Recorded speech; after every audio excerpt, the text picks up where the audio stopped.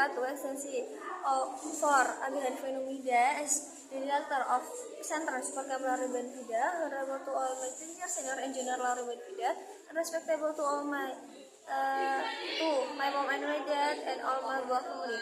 Okay, so first my name is Rizal Mende, consumers. I'm from class 9 George Scholar Benfida. And so today on the presentation, my image title is about Syahwat. Okay, so what is Syahwat? So linguistically, Syahwat means desire, appetite, or something that arouses lust. And in general, Syahwat is a part of human nature which Allah created to maintain survival and provide happiness.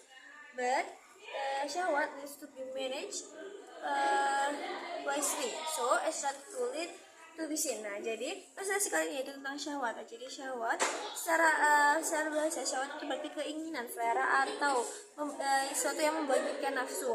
Nah, secara umum sendiri syahwat itu adalah bagian dari fitrah manusia atau sifat aslinya sifat alami manusia. Nah, yang Allah ciptakan untuk menjaga kelangsungan hidup dan memberi kebahagiaan. Akan tapi, syahwat itu juga tetap perlu dikelola dengan bijak agar tidak mengarah pada dosa. Okay? And the second branch is about types of syahwat. Number 1 is sexual. Number 2 is food and drink, power or position, wealth and property, sight, and last is ears or sound. Nah, jadi jenis-jenis syahwat, yang kedua itu tentang jenis-jenis syahwat. Nah, jadi jenis syahwat yang pertama itu ada seksual. Nah, jadi kalau dalam seksual itu biasanya itu syahwat itu mengarah kayak dorongan atau keinginan untuk melakukan hubungan seksual. Nah, pokoknya itu semua orang tuh pasti punya syahwat bagian ini. Terus habis itu yang kedua itu adalah makanan dan minuman. Nah, jadi seperti kayak kita tuh kalau makannya berlebihan, terus atau mengonsumsi makan yang yang haram. Terus yang ketiga itu ada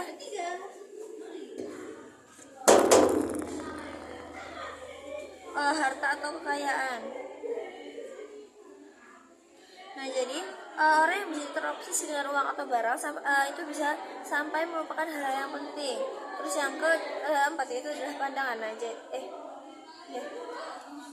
terus habis itu ada pandangan atau pandangan.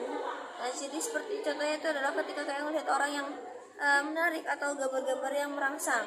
Terus yang terakhir adalah telinga atau suara. Nah, jadi keinginan mendengarkan sesuatu yang menyenangkan seperti musik, percakapan yang menyenangkan atau bahkan gosip.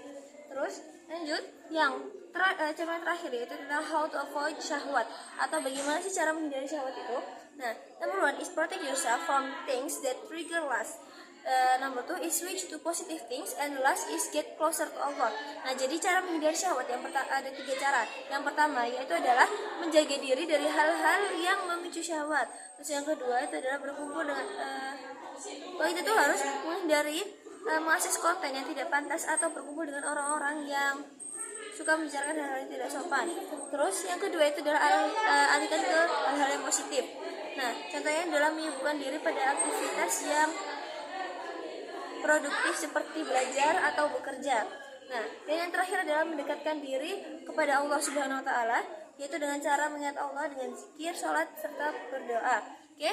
And so I think enough for mistake and thank you for your attention. Assalamualaikum warahmatullahi wabarakatuh.